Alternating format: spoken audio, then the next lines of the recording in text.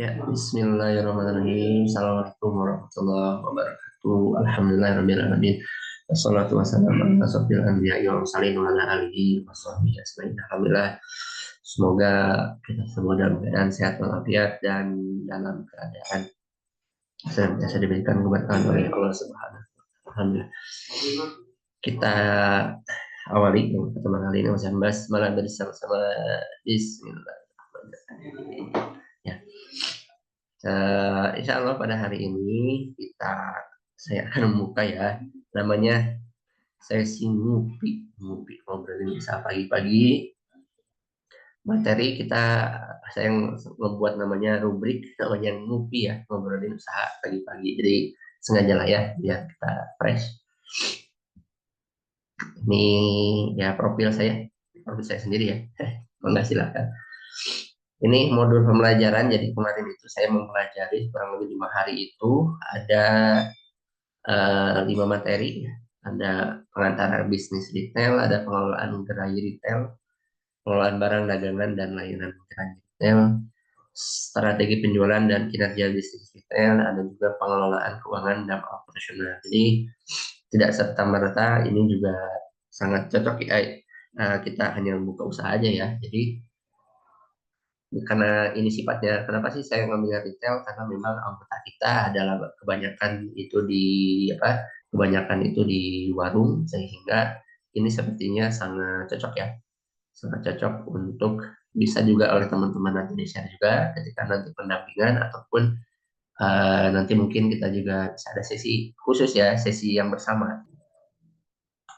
Yang selanjutnya, jadi selama nanti modul ini nanti akan berjalan, kita akan yang pertama adalah menjelaskan konsep dasar bisnis retail. Jadi kenapa belajar supaya kita tahu yang namanya konsep dasar bisnis retail itu seperti apa.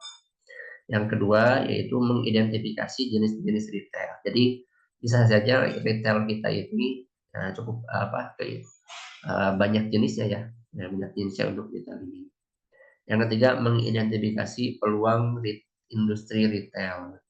Yang keempat, menginterpretasikan pentingnya manajemen dalam pengelolaan bisnis retail. Yang kelima, mengetahui faktor-faktor yang mempengaruhi manajemen retail mengenai tugas dan tanggung jawab seorang store manager ya. Store manager. Jadi kenapa sih ada namanya store manager? Jadi seperti istilahnya kepala toko ya, kepala toko. Dan ini memang ada sertifikasinya sendiri, dan ini juga masuk kualifikasi penilaian penilaian koperasi ya, penilaian koperasi. Jadi salah satu koperasi yang baik itu memang para pengelolanya juga sudah punya ya, kalau kepala cabang ataupun manajer sudah ada sertifikat manajer koperasi. Kalau memang usahanya, misalkan ada yang punya usahanya lebih detail lagi, itu misalkan kita ada niaga, berarti idealnya nanti Kang Isan ataupun Mas Yanto ataupun teman-teman yang bergelut di niaga juga idealnya juga ikutan nih minimalnya di sertifikasi kepala ataupun manajer toko ya. Bagi ADMP banyak juga ada, bagi keuangan ada sertifikasi juru tagih, juru buku. Kalau lapangan disebutnya juru tagih, sertifikasi juru tagih. Nah, jadi sangat banyak ya. Jadi ini salah satu pelatihan yang memang mudah-mudahan nanti juga bisa teman-teman pahami lah ya. Karena ketika mengikuti pelatihan ini juga sebetulnya saya nge-review lagi ya, karena sebetulnya kita itu sudah melakukan praktek, cuman base teorinya kita kurang lah ya, kurang. Jadi ini mudah-mudahan bisa melengkapi base teorinya. Hari ini kita akan coba belajar yang di modul yang pertama, yaitu pengantar bisnis retail ya, pengantar bisnis retail. Materi 1.1 yaitu konsep dasar bisnis retail ya. Nah, jadi untuk bisnis retail ini kita coba konsep dasar, jadi konsep dasar. Karena kita waktunya juga cuma 20 menitan, kita coba belajar tentang konsep dasar. Ini kurang lebih ada berapa peserta ini ya? Ada berapa peserta? Kira-kira Kang Sugeng nih, menurut Kang Sugeng, bisnis retail itu apa? Dan kenapa bisnis retail itu sangat penting? Coba suaranya Kang Sugeng. Siap Oh, Kang, coba Adil. jelaskan kira-kira menurut Kang Sugeng, sepengetahuan Kang Sugeng, bisnis retail itu bisnis yang kayak apa? Sama kenapa bisnis retail itu sangat penting? Retail. Retail itu kalau menurut saya mah Kang, yang saya ketahui mah semacam semi grosir. Semi grosir ya. Mm-mm, retail. Oke, terus kenapa sangat penting grosir itu, semi grosir itu kenapa sangat penting Kang Sugeng? Sangat penting biasanya kan warungan banyak membeli ke semi grosir yang biasanya harganya lebih bukan lebihnya rata-rata sama dengan pasar gitu, dan retail retail juga bisa dekat perkampungan juga, enggak seperti kayak agen grosir besar-besar ada di pusat pasarnya gitu Kang, kalau menurut saya. Betul, bagus sekali Kang Sugeng. Ada retail bisa juga semi grosir ya, semi grosir. Oke. Jadi kalau secara umum memang eh, retail itu adalah usaha pemasaran barang atau jasa yang dilakukan secara eceran atau satuan secara langsung kepada konsumen. Jadi mungkin satuan di sini tadi misalkan apakah grosiran juga bisa jadi retail, bisa juga misalkan ya. Kan kalau bisa biasanya kan kalau eceran ataupun grosiran kan kalau kita di lapangan membedakannya itu kan lebih ke ini ya, lebih ke harga ya, lebih ke harga misalkan gitu ya. Ya, jadi sebetulnya mah boleh untuk kalau di sini secara pengertiannya usaha apapun yang pemasaran barang ataupun jasa dilakukan secara eceran atau satuan langsung, jadi langsung ke konsumen untuk memenuhi apa? Untuk memenuhi kebutuhan pribadi ataupun kebutuhan rumah tangga konsumen. Kuantitas yang dijual umumnya merupakan jumlah yang kecil atau satuan. Jadi jika sebuah pabrik menjual barangnya secara massal kepada pemilik usaha lain, maka kondisi tersebut tidak termasuk dalam kategori bisnis retail. Makanya misalkan jika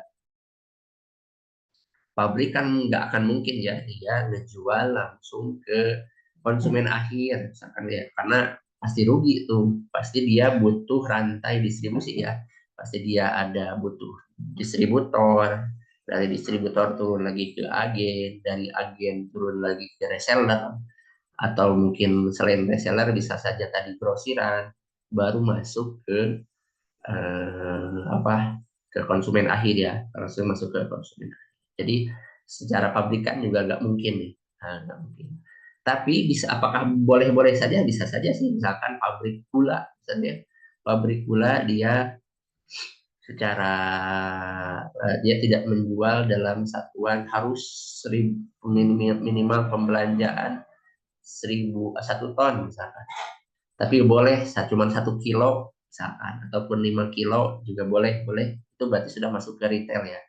Tapi kalau massal dalam artian dia harus 1 ton misalkan kan gitu ya, 1 ton berarti itu berarti sudah masuk bukan kategori di retail.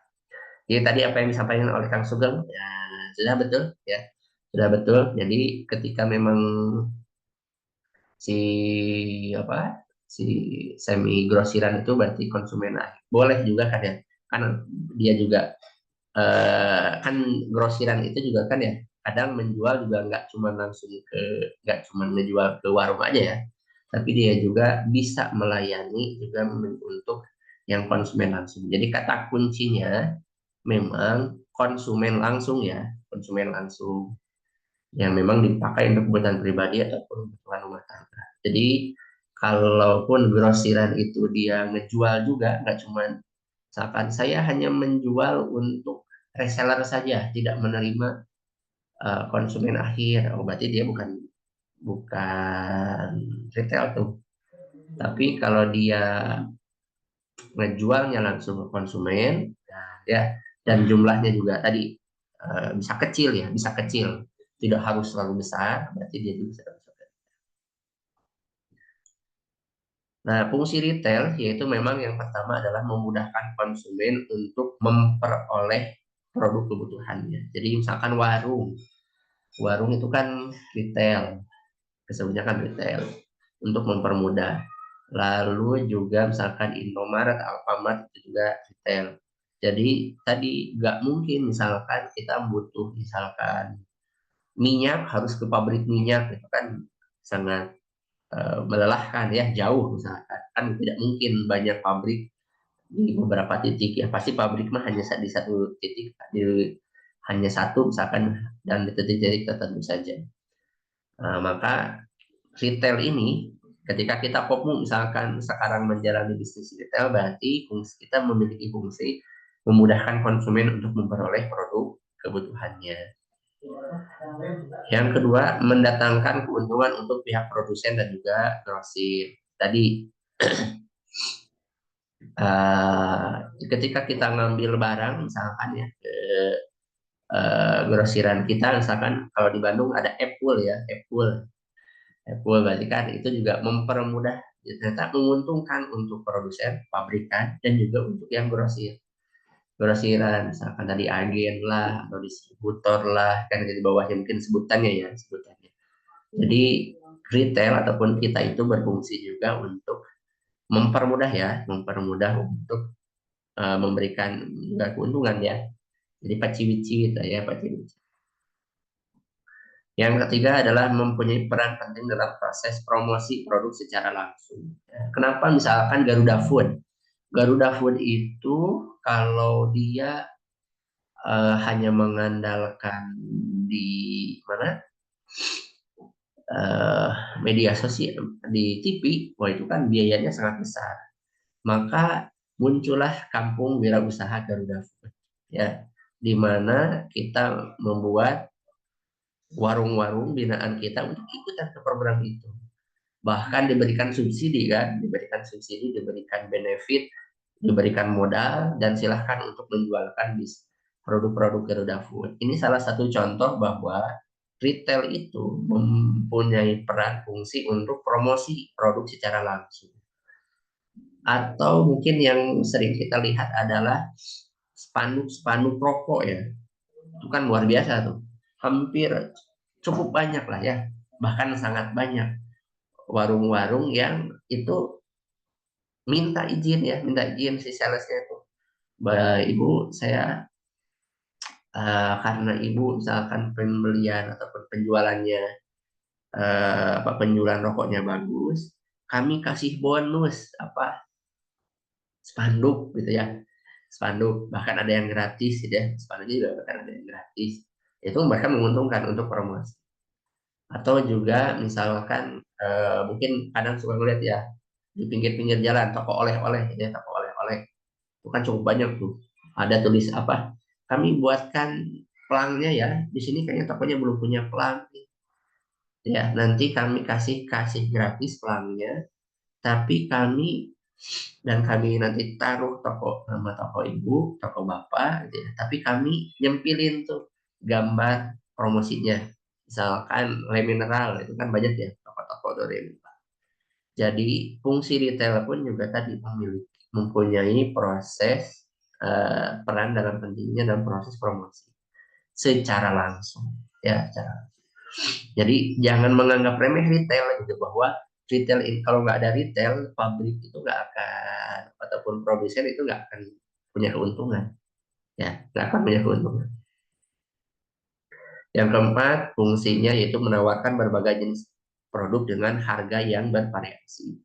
Kan tidak mungkin ya misalkan si retail ini ataupun warung misalkan menjual kodian ya, menjual kodian langsung ke pelanggan kita, padahal dia hanya cuma butuh satu.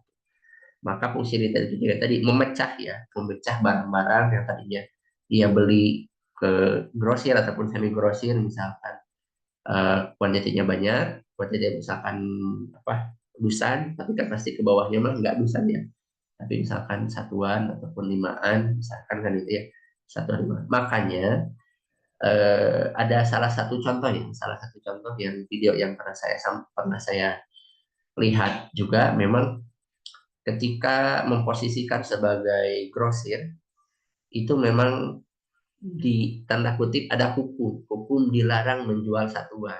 Kalau kita memang memposisikan diri, kan ditanya tuh sama si fasilitatornya, sama si konsultannya, Bapak ini mau kayak apa? Mau ngejualnya, target pasarnya mau gimana? Apakah mau melayani apa satuan juga, atau mau melayani juga yang tidak satuan? Kan maka dihitunglah, Pak, kalau layout tokonya kayak Indomaret, Alfamart, maka tidak boleh menjual satuan. Makanya kita tidak menemui ya, misalkan kadang kita tidak menemui di untuk beberapa produk itu tidak menjual harga yang seribuan. Ya, itu kan kalau di Alfamart kayaknya seribuan nggak ada ya, nggak ada ya. Misalkan kalau kita beli beli agar itu pasti kudu satu pak 11.000, misalkan 10.000 atau 5.000. Sangat jarang yang menjual 500 perak, 1.000 perak, karena secara teori ini tuh nggak boleh, nggak boleh. Itu mah udah bagian retail-retail yang kecil, ya retail-retail yang kecil kayak warungan. Kita mah yang retail yang tadi cukup besar gitu ya retailnya, jangan mengambil pangsa pasar yang besar. Maka fungsi dari retail pun tadi tidak untuk memecah harga ya, untuk memecah harga supaya harga yang ditawarkan juga variatif dan juga jenis barangnya juga banyak ya, tidak cuma satu. Karakteristik retail, jadi ciri-ciri retail itu yang satu adalah menjual produk dalam satuan. Satuan dalam artian tadi satuan dus ya, satuan. Jadi boleh menjual satuan dus. Misalkan. Jadi kalau sudah minimal pembelanjaan 10 dus, nah berarti itu sudah bukan retail, tapi boleh belanja satu dus berarti masih retail. Berhadapan dengan konsumen langsung. Nah, berarti berhadapan dengan konsumen langsung. Yang ketiga adalah menyediakan berbagai jenis produk. Ya. Lalu apa sih perbedaan tradisional dengan modern? Ya, tradisional dan modern. Yang tradisional pasti menawarkan tempat yang tidak terlalu luas. Ya, yang kedua tidak terlalu memilih lokasi. Makanya kadang kita melihat warung itu kadang berhadap-hadapan di gang sempit misalkan, atau satu RT bisa satu warung. Sedangkan di retail modern ini tempatnya luas, bahkan ada standarnya nih, harus 100 meter persegi biasanya gitu ya. Dan juga pemilihan lokasi menjadi faktor yang sangat penting. Itu ada proses surveinya, bahkan ada dihitung.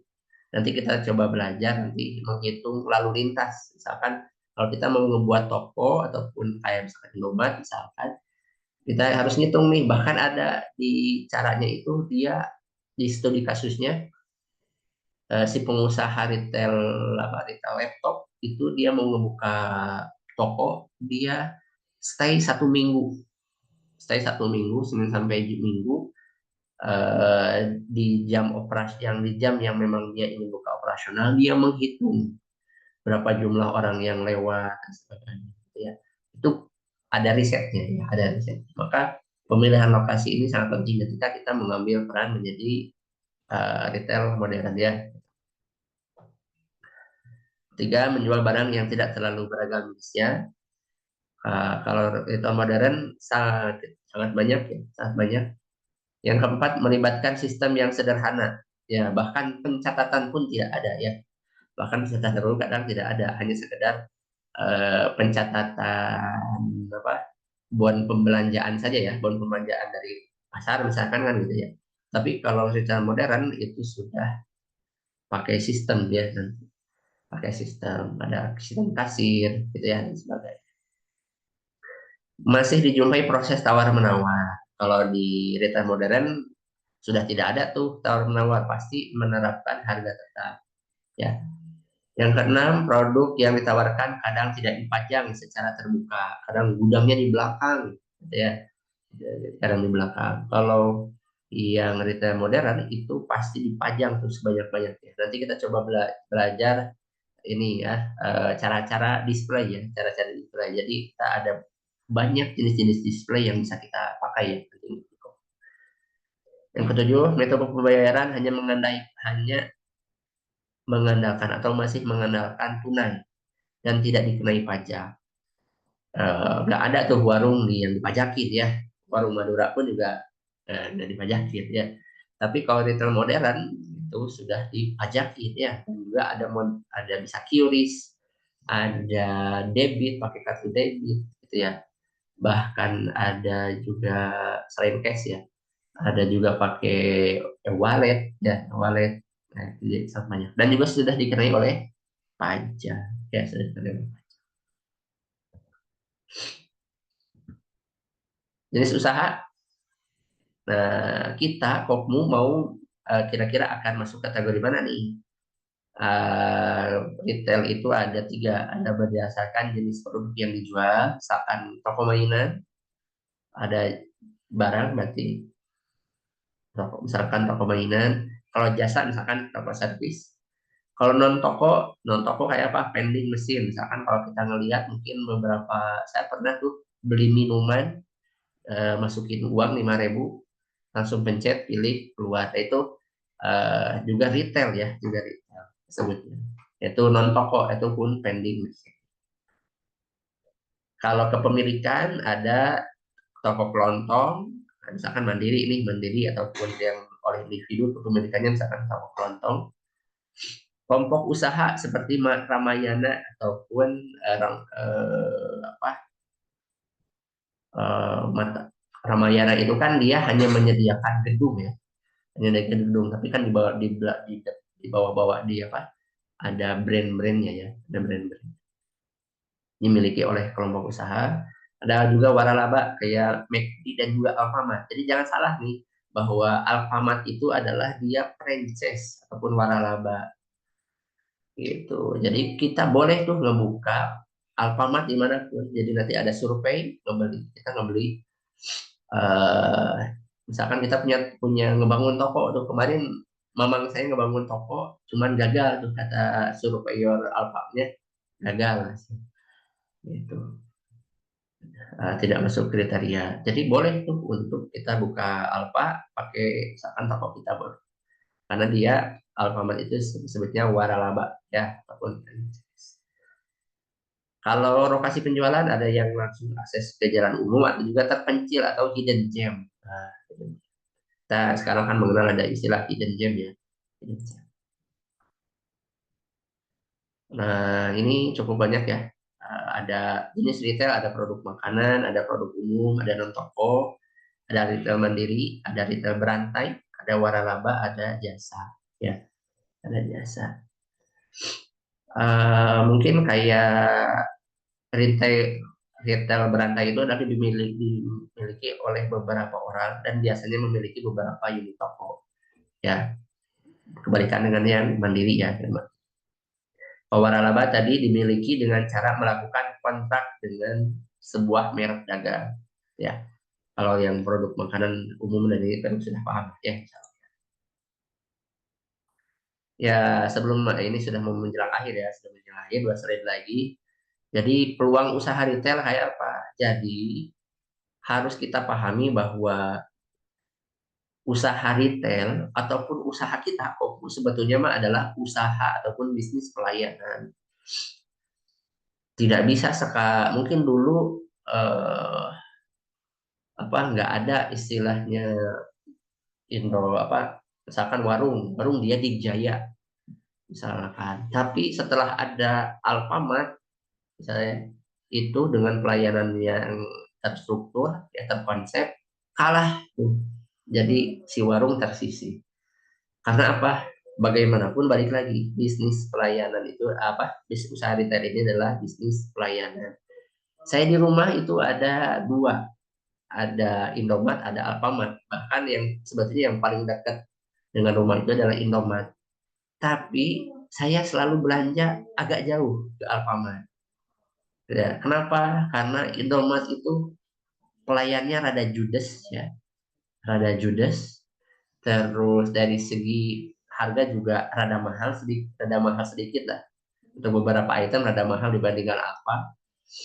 Dan juga apa? Kadang tercium bau untuk AC-nya ya. AC-nya rada bau gitu ya, ada bau. Nah, jadi saya lebih memilih ke Alfamart. Kenapa? ketika datang saya ke Alfamart, kadang ada standar pelayanannya ramah gitu ya, lalu kadang juga suka ngajak ngobrol atau juga misalkan anak saya juga kadang, adik cantik, adik lucu dan sebagainya, itu kan jadi sebuah apa ya, strategi di pelayanan. Maka mungkin teman-teman juga merasa bahwa ketika kita pelayanannya bagus ataupun kita belanja ke toko yang pelayanannya bagus, kita akan datang lagi tuh misalnya. Maka bisa jadi ketika memang anggota kita misalkan nggak mau datang ke Kopmu, belanja ke Kopmu, yang dievaluasi adalah pelayanannya ya, pelayanannya. Karena kalau harga mah saya kira sekarang sudah kompetitif, sudah bersaing, gitu ya, bisa pilih-pilih, gitu ya. Tapi pasti yang pertama adalah di pelayan. Yang keduanya adalah lokasi gerai yang strategis dan mudah dijangkau.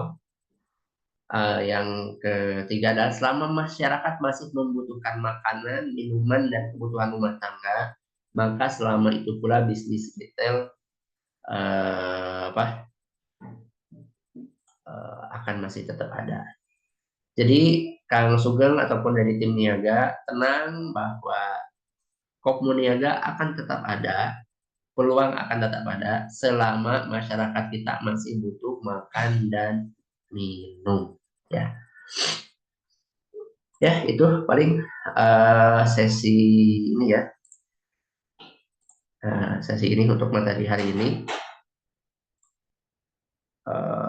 Mudah-mudahan ada tambahan pencerahan sedikit ya. Nanti kita akan coba tambahkan lagi di materi-materi yang selanjutnya. Materi selanjutnya kita coba agendakan tiap minggu ya, tiap minggu di hari Rabu dan juga di hari Kamis ya.